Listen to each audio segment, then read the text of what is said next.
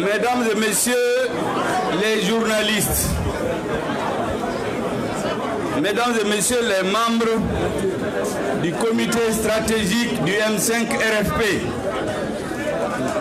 mesdames et messieurs les militants, sympathisants du M5 RFP, je voudrais, à travers vous, au nom du comité stratégique, dans cette note introductive, m'adresser en même temps à l'ensemble des Maliennes et Maliens, des villes et des campagnes, de l'intérieur et de la diaspora, pour dire d'abord notre pensée pieuse en direction de nos morts des 10, 11, 12 et 13 juillet 2020. Que leur âme repose en paix. Mais pensez à l'endroit de nos militants blessés qui sont dans les hôpitaux. Certains sont chez eux à la maison. Mais pensez aussi à nos vaillants militants qui ont été abusivement interpellés et condamnés de façon expéditive et envoyés en prison. Je voudrais leur dire qu'ils seront bientôt dehors, s'il plaît à Dieu. Le peuple malien va les libérer et ils rejoindront leur famille, ils rejoindront le combat du M5 RFP. Je voudrais aussi avoir par la même occasion une pensée pour notre président, le président du FSD, membre du M5 RFP, l'honorable Soumaïla Cissé. Nous prions le bon Dieu qu'il soit parmi nous dans un proche avenir sain et sauf, pour être à côté de nous dans le combat que nous menons. Je voudrais dire ici, de façon solennelle et grave, à un certain nombre de corps de l'État qui sont utilisés aujourd'hui dans une bataille contre notre peuple.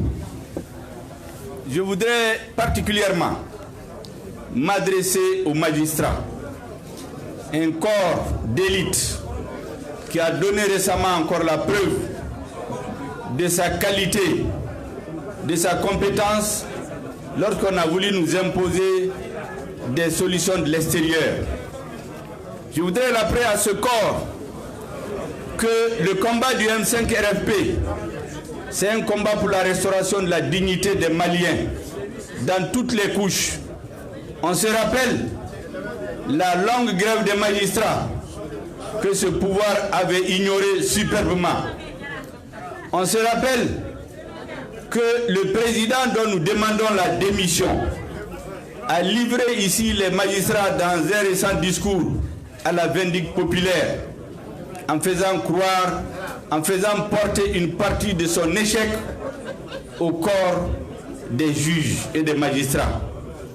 On se rappelle aussi la revendication maintes fois réitérée du corps de la justice d'avoir un budget conséquent, comme dans tous les pays de la sous-région. Des refus systématiques d'année en année. Quelques indices. Nous avons un budget destiné à la magistrature qui est moins de 1% du budget national. C'est le plus petit dans la sous-région. Près de 20 milliards, 20 et quelques milliards, je crois qu'il l'a amené à 26 milliards cette année. Alors que, au même moment, vous avez une institution que tout le monde critique, dont on ne voit pas tellement l'utilité, la Haute Cour de justice, qui est une juridiction politique, qui a un budget qui varie entre 1 milliard et 1 milliard et quelques par an. Comparez vous-même. Comparez vous-même. L'ensemble du corps de la justice, 20 milliards, et la Haute Cour de justice, 1 milliard et quelques, certains 2 milliards. Je voudrais dire que les arrestations arbitraires et les jugements expéditifs contre les militants du M5 RFP, qui ne font qu'exercer un droit constitutionnel sans violence, ne nous paraît pas acceptable. Nous interpellons fortement le corps de la justice pour qu'il ne soit pas utilisé dans le combat politique que nous menons au nom du peuple malien contre un pouvoir finissant, contre un pouvoir rejeté par la majorité de la population. Dans tous les cas, le M5 RFP est décidé à aller au bout de son combat. Et les intimidations, les condamnations expéditives, les enlèvements n'auront pas raison de la volonté de notre peuple et de notre jeunesse que je félicite fortement ici au nom de l'ensemble du peuple malien. Je voudrais aussi dire toute notre sympathie à nos forces de l'ordre.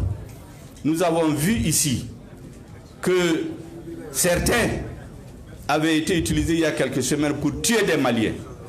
Nous avons vu depuis quelque temps que souvent ils font preuve de modération. Je dois rappeler que les forces de l'ordre, les forces de sécurité, les forces armées de sécurité d'une façon générale sont les premières victimes de la mauvaise gestion. C'est l'argent destiné à la sécurité qui est détourné le plus massivement. Ils ne sont pas équipés des moyens de leur combat. Ça fait partie des combats du M5 RFP. Le M5 RFP l'a dit dès le départ.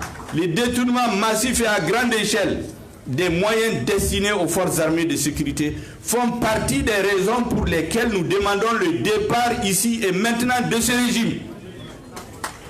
Et donc, nos militaires ne peuvent pas être des ennemis des forces de sécurité.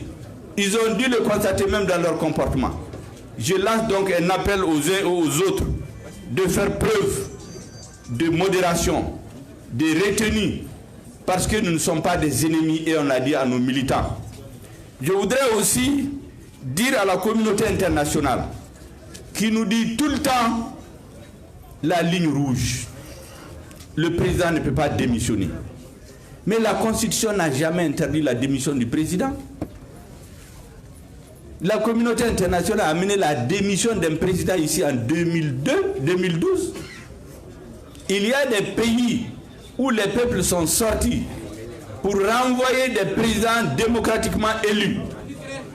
Ils ont été soutenus par la même communauté internationale. Pourtant, les présidents étaient en cours de mandat à cause de la mauvaise gestion. Pourquoi ce qui est permis aux autres, on ne l'accepte pas pour le Mali? La communauté internationale nous dit que la démocratie, ce n'est pas seulement l'élection. Mais nous sommes d'accord. On veut tout ramener à l'élection, que nous avons contesté d'ailleurs. La démocratie, c'est la bonne gestion. La démocratie, c'est le respect des lois. La démocratie, c'est la vertu. Lorsqu'un pouvoir détourne l'essentiel de l'argent destiné au développement, lorsque des journalistes disparaissent de façon forcée, lorsque les élections sont truquées et quand les citoyens manifestent, on tire sur eux pour les tuer, que l'élection ne sert plus de baromètre, ne sert plus de moyen de régulation au processus électoral, qu'est-ce qui reste à ce peuple que d'utiliser les voies que la Constitution lui donne, la désobéissance civile, pour en imposer à un pouvoir définitivement rejeté dans les poubelles de l'histoire. Et nous avons dit que tous ceux qui sont avec ce pouvoir, ils sont du mauvais côté de l'histoire. Et nous leur demandons de rejoindre le bon côté de l'histoire. Le bon côté de l'histoire, c'est le côté du peuple, c'est le côté du M5 RFP. C'est un appel que je lance à tous les Maliens, même ceux qui sont dans la majorité, même ceux qui, pour diverses raisons, ne peuvent pas s'exprimer. Cette majorité silencieuse, nous l'appelons à sortir massivement le 11 pour montrer au monde entier que ce pouvoir est rejeté définitivement par l'écrasante majorité du peuple malien. Militantes et militants du M5 RFP, je dois vous informer que depuis quelques jours, des consultations nocturnes sont en cours. Il paraît que c'est pour émerger une troisième force qui n'est ni du M5 ni de la majorité. Vous savez comment elle s'appelle? Que eux, ils veulent la paix. Donc, des personnes sont démarchées dans les communes. Vous allez le voir bientôt, sauf s'ils laissent tomber leur projet parce qu'on en parle, pour mobiliser la population pour dire que ça suffit, ils ne veulent plus de manifestations. Eux, ils ne sont ni avec le M5 RFP, ni avec le pouvoir. Vous savez très bien qu'à des moments donnés de la lutte, la neutralité ceux qui se disent neutres sont des alliés objectifs du pouvoir dont le peuple ne veut pas.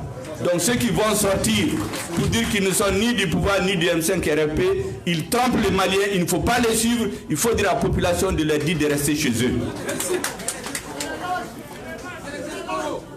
Je voudrais aussi remercier nos avocats, nos vaillants avocats, le pool d'avocats qui s'est mobilisé d'abord pour constituer rapidement notre dossier de plainte contre ceux qui ont ordonné aux forçats de tuer les Maliens, de tuer nos militants.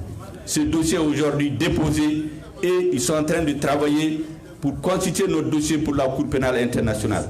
Nos avocats ne dorment pas nuit et jour.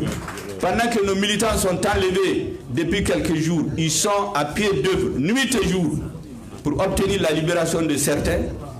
Et malheureusement, certains sont condamnés de façon expéditive sur les instructions de qui l'on sait, qui est venu apparemment uniquement pour briser les reins au M5 RFP. Je voudrais lui dire qu'il se trompe de combat, il se trompe d'époque, il se trompe de peuple, il se trompe de mission.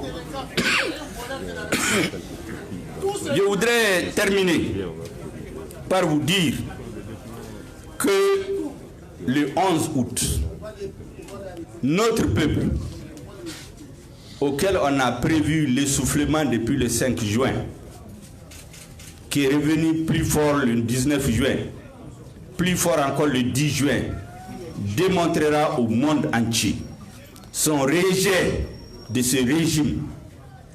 C'est pour cela que nous demandons à tout le monde, à toute cette majorité silencieuse, de sortir massivement à Bamako, dans les capitales régionales, dans les grandes villes, dans la diaspora, pour rejeter ce régime et que le monde entier voit clairement que le peuple malien a définitivement tourné le dos à ce régime, qu'il a renvoyé dans les poubelles de l'histoire. C'est sur ça que je voudrais terminer cette allocution introductive en vous disant que le mardi, nous sortons pour obtenir ce que nous voulons ou nous ne rentrons pas jusqu'à ce que nous obtenons la démission de façon pacifique, démocratique et patriotique de ce régime. Merci bien.